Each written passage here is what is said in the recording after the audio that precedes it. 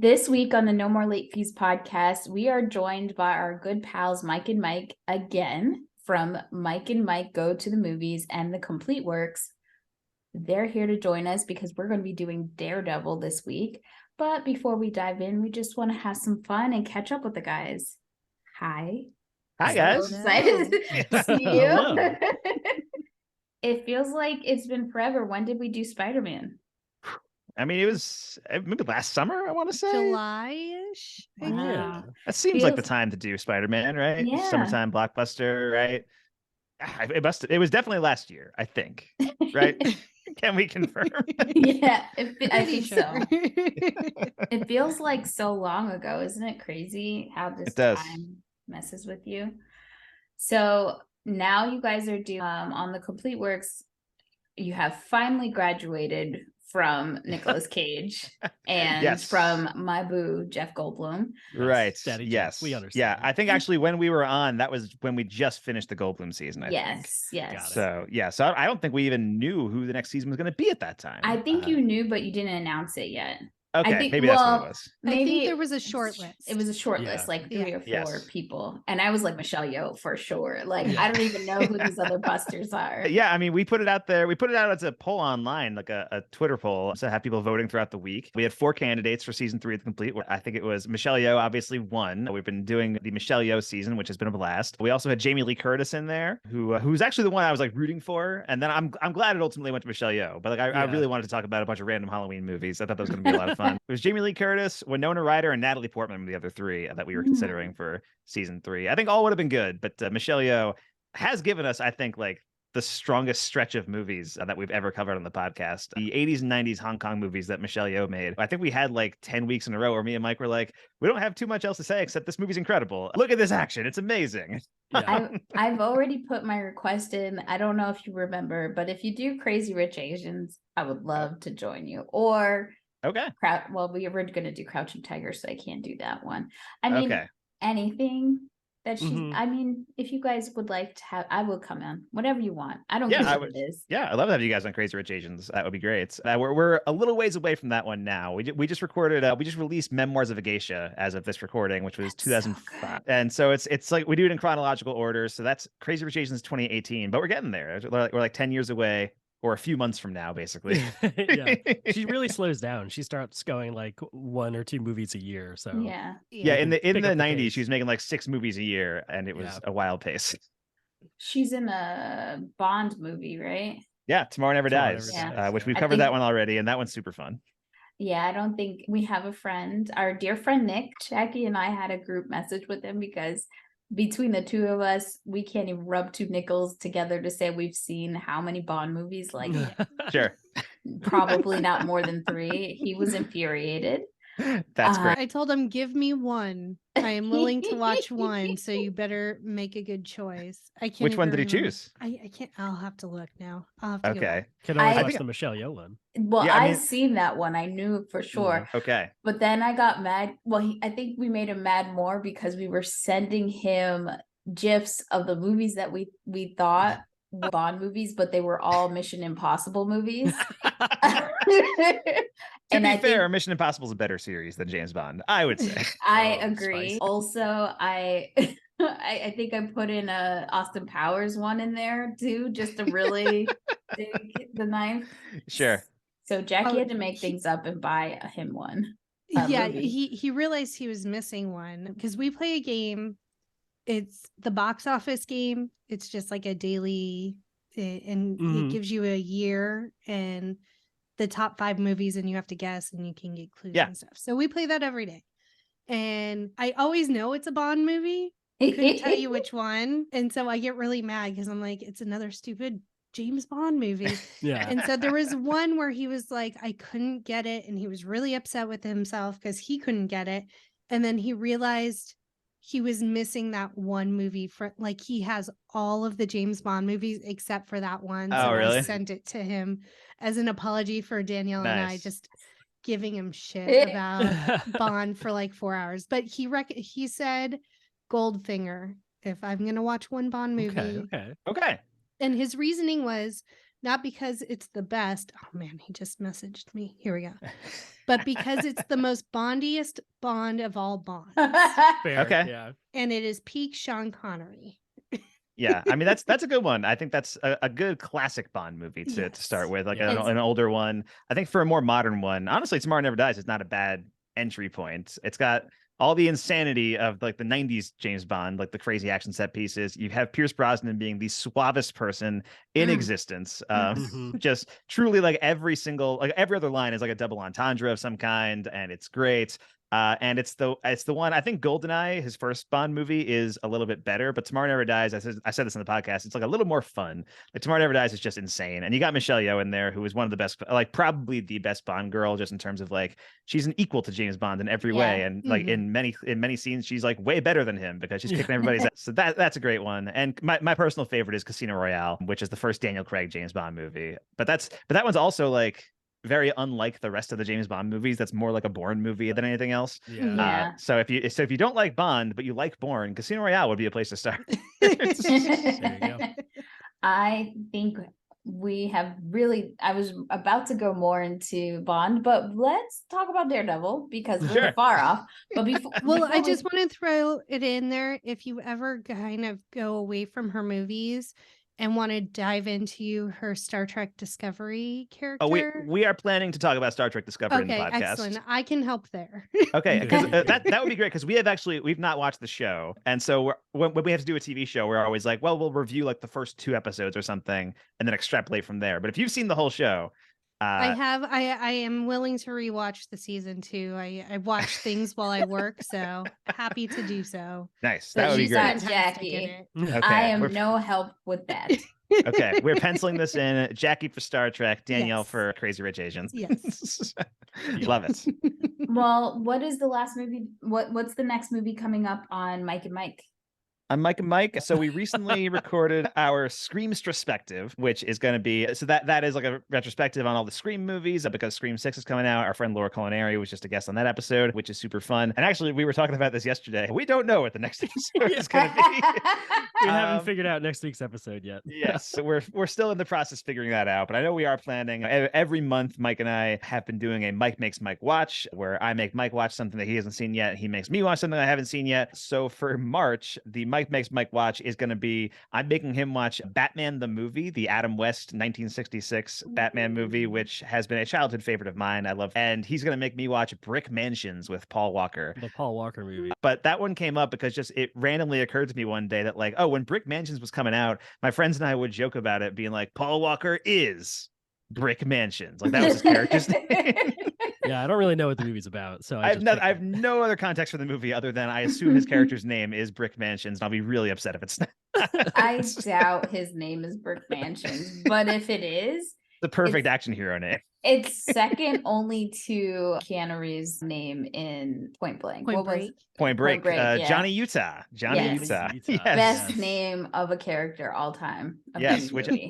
which actually, speaking of, just throwing this out What there, a great plug opportunity. if you happen to be in the Missoula area, I work at the Roxy Theater, which is the indie theater near my house in Missoula, Montana. I'm the operations manager there. And this year, I recently started hosting a monthly series at the Roxy dedicated to action movies. So we're showcasing great action movies once a month at the Roxy. In January, we showed Enter the Dragon. In February, we showed Cliffhanger with Sylvester Stallone. And in March, the movie is Point Break with Keanu Reeves and Patrick Swayze. Nice. Excellent. I got really excited because I thought you were saying that Keanu Reeves was coming to the theater, and I was ready to book my flight to Montana.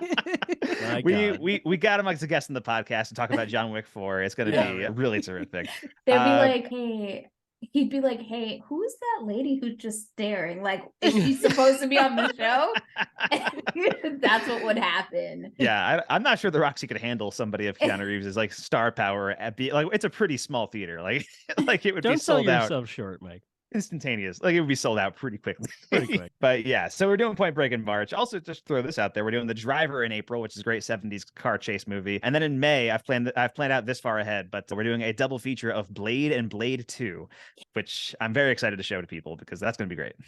Yeah, that's 2 great movies. I don't know how I'm not scared to do Blade 2, but I'm terrified to do Blade Trinity, especially because Jackie and I love that movie, but I tried to watch it not too long ago, and I was not happy. Blade and Blade 2 I think are both great. The reason it's not a triple feature is because I'm not a fan of Blade Trinity, but it does have Parker Posey in it, so it has that going for it. Much like Scream 3, she popped up as like in the third movies of franchises for for a while. They're like, we need something to save the franchise. No problem. Yeah. Call Parker Posey. She's got it. She's a win. So obviously we just rewatched Daredevil. We did. Have you guys all seen the Daredevil TV show? The new TV show? Yes, the Netflix show. So not okay. I know Mike D was a big fan of the show, and I've seen the first 2 seasons. I never saw the last season they did, the 3rd season, because it was one of those things where with the Marvel Netflix shows, I was kind of mixed on a lot of them, and then. But I'm also like a very like completionist. Like if I'm gonna be watching them, I got to watch them all, right? And so I was watching. I think I saw the first 2 seasons of Daredevil. I saw Jessica Jones the first season when that came out, and I saw the first season of Luke Cage. And then Iron Fist came out, and the reviews were so bad that I never got around to watching it. And then they just kept making more shows, and I was like, well, I can't start those until I watch Iron Fist. So, well, I guess I'm out. Like, no, you could have completely skipped Iron Fist. Honestly, I could have, but the next thing was the Defenders, where they came all together. Still could have skipped it. The Defenders actually made his character a little bit better. Yeah. I have a whole bunch of thoughts on all the Netflix shows. It's just interesting because, like, obviously Kevin Feige was like pretty straightforward with the fact that the MCU was a completely different entity than the TV shows. Like, he wasn't claiming them at all. Yeah, it was weird. Like, they were sort of like they were allowed to reference the movies, like they were in the universe, but like they couldn't actually reference the movies. It would be like one of those things where, like, in Jessica Jones, she'd be like, "Oh, the guy with the hammer out there, he's just like doing something." Well, I think they couldn't reference the movies on the Netflix shows because it was Netflix and ABC, and like the split of that.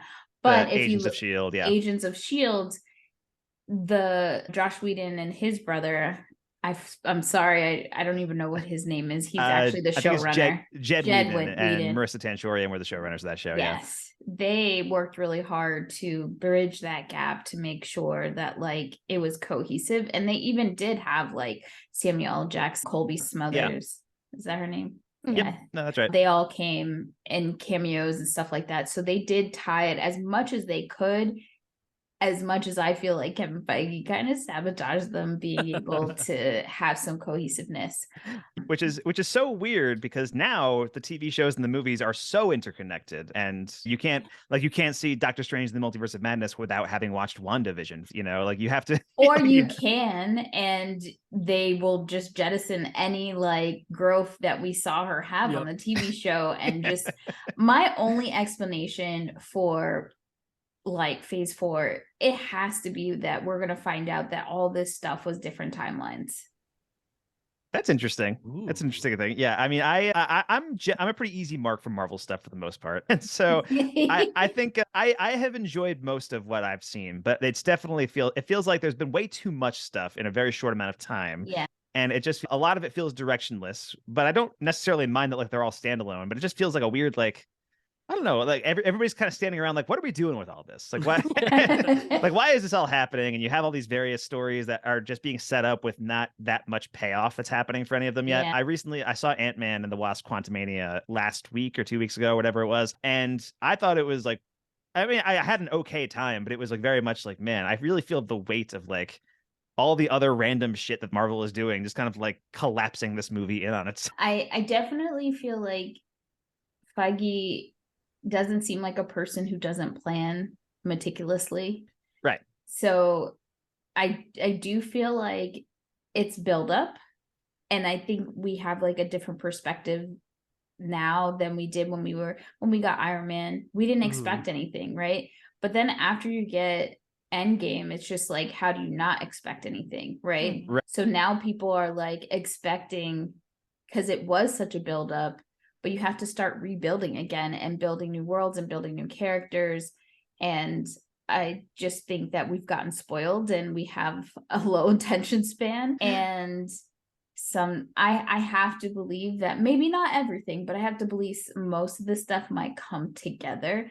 But I think we as fans have started to have fatigue because it has been so much. It doesn't feel like a treat. It's almost every month for a while there. We were getting movies and TV shows, and I think they were starting to be a little greedy, and there were other things in play. Like Disney Plus was like, we need people to buy subscriptions.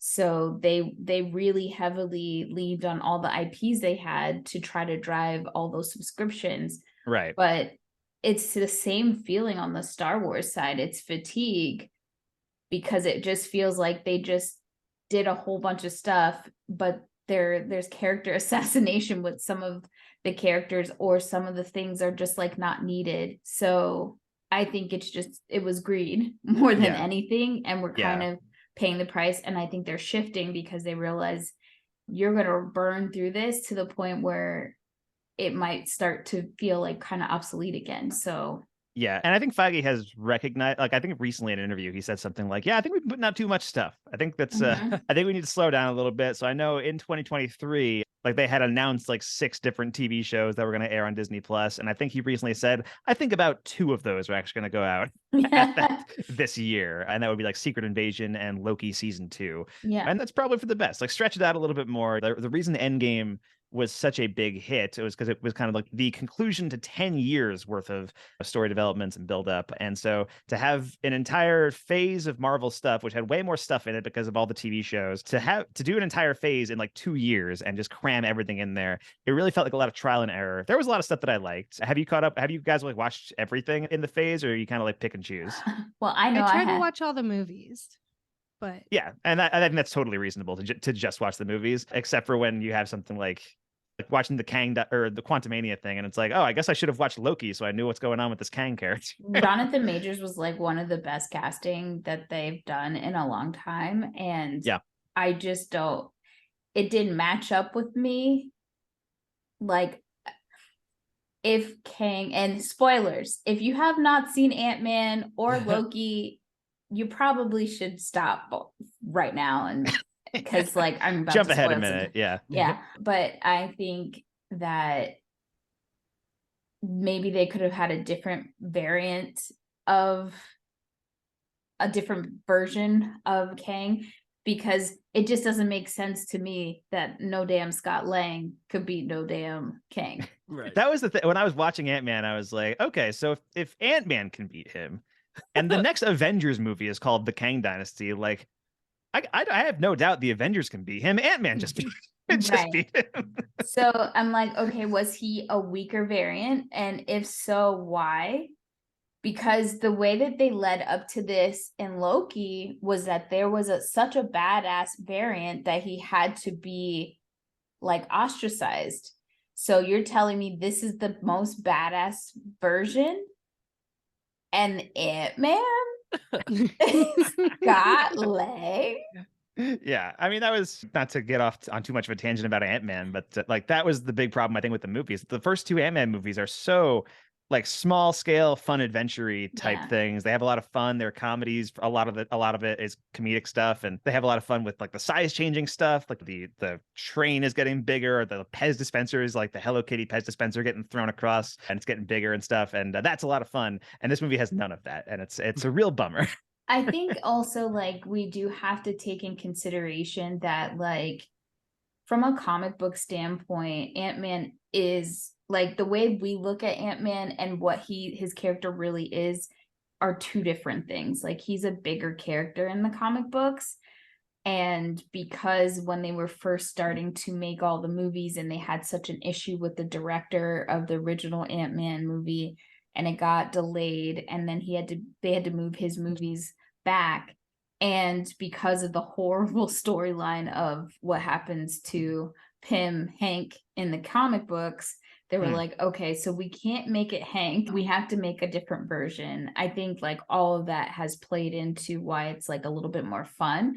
But knowing where we're going to have to go later down the line, and these are like Hank and his family are legacy characters and they're important to the storyline, I could see why maybe they had to be a little bit more serious to kind of get us on that trajectory. But that's just me not knowing a whole lot, but enough to get by. But I am excited that, and so we did see the new Daredevil show up in the Spider-Man movie. Yeah, and in She-Hulk, he pops up in that TV show too. Yes, which is great because Matt, his character is, I mean, he's a big character in the comic books. So just seeing him, and I think from a casting standpoint, they did such a good job with the guy who plays him. Yeah, Charlie Cox. I remember when he was cast because like a lot of people didn't know who he was at the time, but I had seen him on Boardwalk Empire, which was a great show that he was he played a blind character. He wasn't blind on it. He was Irish. That was the thing.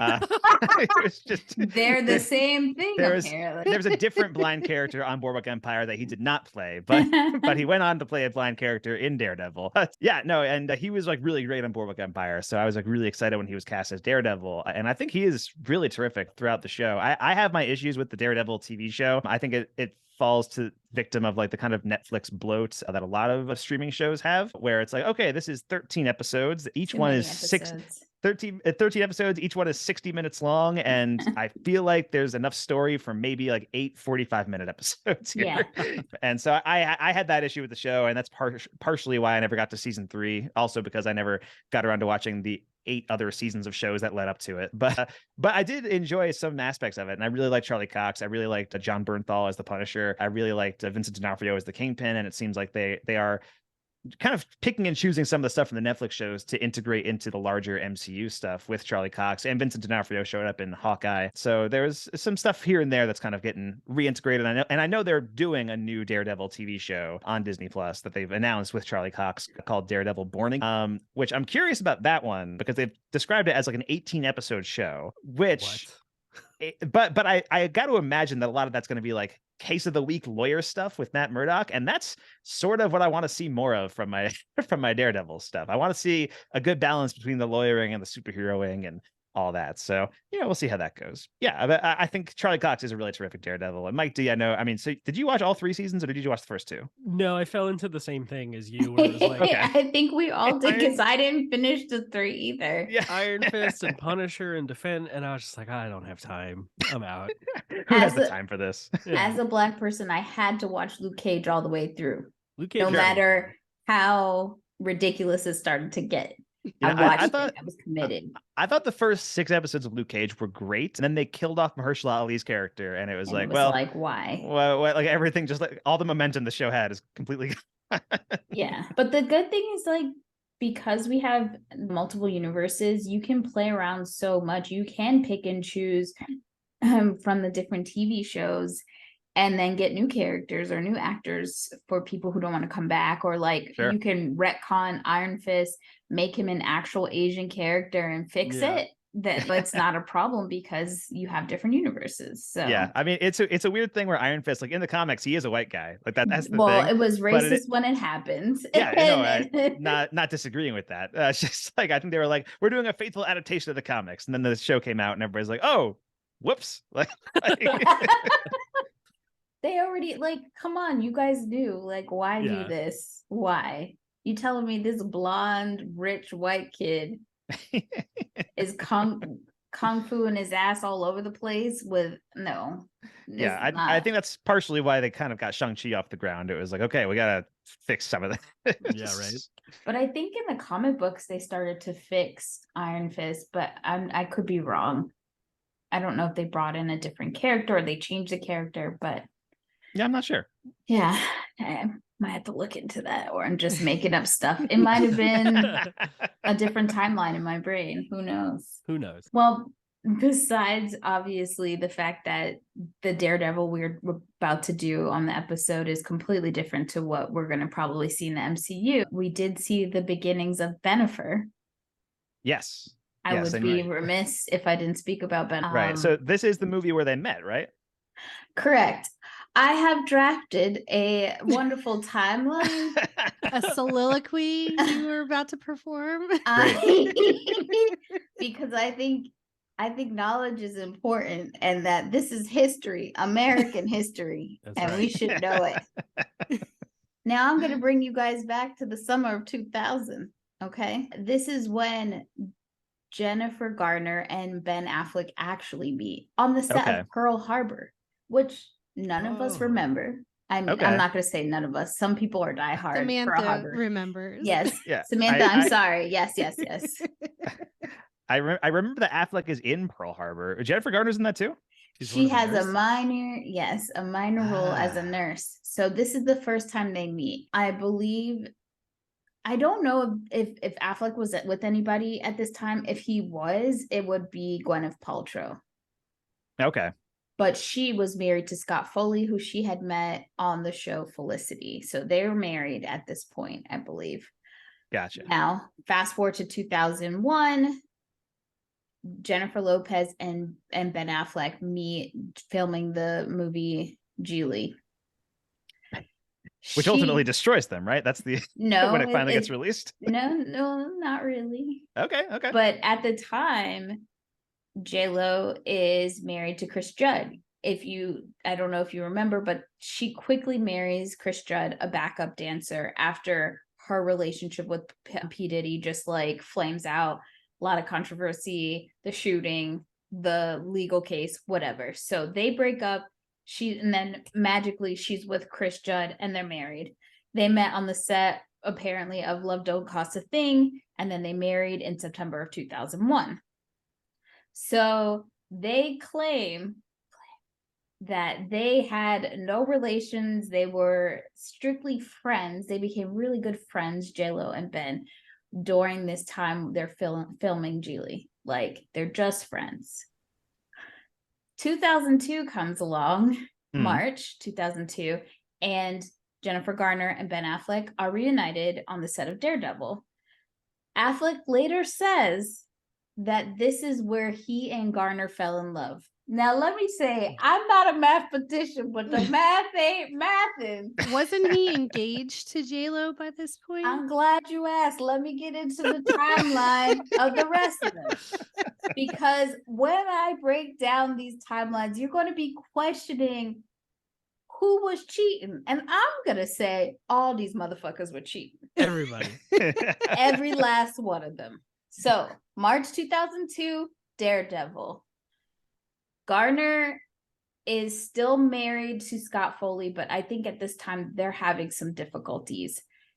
Also, publicly, J-Lo is still with Chris, and they claim again they're still like just friends.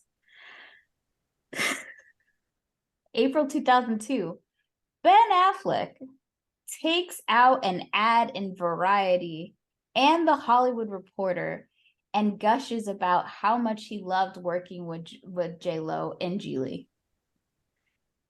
Ads? In the paper? Well, that's because they knew the movie sucked and they needed some sort of publicity for it. That's true. I'm going to say this. Jennifer Garner says that one of the things that won her over with Ben is his emails. They wrote emails to each other. His writing like just won her over. I mean, he did win an Oscar for it. So. Right. He's a gifted screenwriter, yeah. So keep that in mind, that's how he got Jennifer Garner. Now he's taking those same writing skills and writing ads in the paper for J-Lo. Okay? And this email stuff will come up later, so just keep it in mind. Now, I'm riveted. This is investigative reporting, my friends. Yes, right. It is. Because I didn't just go to one page and just take all the information. I had to like dig deep, and I also had to remember my own experiences because I remember this stuff happening at the time. All right, July 2002. Now, this is when J-Lo files for divorce from Chris Judd. A month after breakup reports spread, she and Affleck went public with their relationship that summer. Okay, so now remember, he is wooing J-Lo in the papers. The same time he said he fell in love with Jennifer Garner, who she is still married. Okay. Right. November 5th, 2002, Lopez releases her music video for Jenny from the Block. And we all remember this video because they're on a boat. He waxing that ass with sunscreen. Like, we all remember this video. Okay, they official. Once they came out, like, paparazzi was nuts for these two. And obviously the name Bennifer was coined. Who Kevin Smith claims that he is the one who came up with the name. Okay, Kevin. All right. November 11, 2002, they confirm their engagement, J-Lo and Ben Bennifer. So from now on, I'll say Bennifer for J-Lo and Ben, and I'll say Jen and Ben for Jen, Garner, and Ben. They have a Diane Sawyer ABC primetime special. I remember I was eating this shit up, okay? J-Lo was in the kitchen. She was cooking. They were lovey-dovey. They were telling all their shit, which every celebrity does. Like, they learn pretty early on not to do that because it messes with them. But these two, we didn't even ask, and they were giving it to us, okay?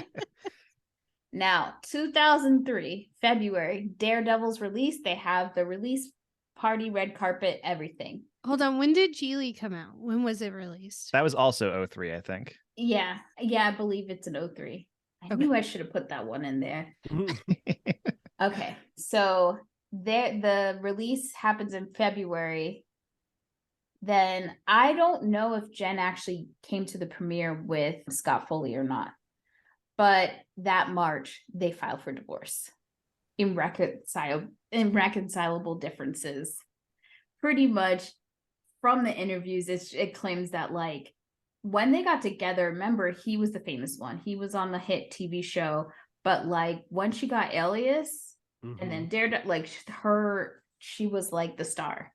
Yeah. And I don't think that gelled very well for them. So downhill. They're divorcing. But at this time, Jen is starting to date Michael Vartan. Now, I feel like there was overlapping with her and him before she divorced with Scott. Because I love Jen Garner, but she a cheater. I'm going to say it because the numbers ain't lying. They're not making sense, okay? You are very much a Jen Garner stan. So. I am. But you do keep it real. I was watching Alias and I was like, yo, they fucking for real. I was watching. That was because Jen dates her co-stars. Time after time after time. Guess who else dates their co-star? Ben does. Guess who else does? Jennifer Lopez. I'm just saying. They were all cheating. And it's okay. I'm not mad at it, but stop lying. Because I'm doing the timeline. It's not adding up. All right. So Jennifer starts dating Michael Vartan in August. By the time these two come out to say they're dating, they're already almost done. I think they don't make it through the end of the year. Which tells me that they were cheating. They were together before the divorce was final, but they came out publicly in August. Mind you, September comes around, J-Lo and Ben postpone their wedding. Now, we all know, I don't want to go into the details. They say it was paparazzi. Some say it was his alcoholism, his addiction to gambling, and hoes. I'm sorry, the professional lady workers. So 2004 rolls up. Ben and J-Lo officially have split in January, but we all know they were probably done way before then. Plus, I believe J-Lo sees a psychic, so she probably saw all this stuff coming, like, because she's always trying to get ahead of this stuff, right? Well, they were on hiatus. Sure. They are back together now, from what yes. But at the time, it was like literally days before they were going to get married. And J-Lo ends up marrying Mark Anthony 3 days after her wedding date with Ben. So the day that her and Ben were supposed to get married, 3 days later. 3 days? Wow. 3 days. Yeah, they had already bought the cake. They can't return it. They need. She did a whole I just wedding. need a groom. She did a whole new wedding, but they get married in Los Angeles in 2004 in June. Jen and Ben go public with their relationship in October at a Red Sox game. I thought I'd add that for flavor I for feel you, like I remember Jackie. that. Thank you. You're Classic welcome. Affleck. And then in 2005, Ben Affleck proposed to Garner on her 33rd birthday in April. And then they get married later that year. They got married before December because their daughter was born in December. Mind you, Jennifer Garner was already pregnant when they got married. And her TV dad, Victor Garber, actually officiated the wedding. So all is good. They don't get a divorce. They don't talk about divorce till about 2015. But even though they announced that they're splitting, they don't officially get divorced to 2018. Now, J-Lo actually divorces Mark Anthony in 2011.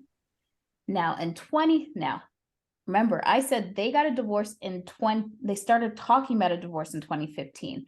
In 2013, J-Lo she has like all these different opportunities where she's talking to the press, and she brings up Ben a few times. She does a memoir. She talks about what really killed their relationship. Like, she's saying this stuff in public. In 2013, she said that her and Ben Affleck still communicated mostly via email. Oh shit. There's a paper trail. There is. I'm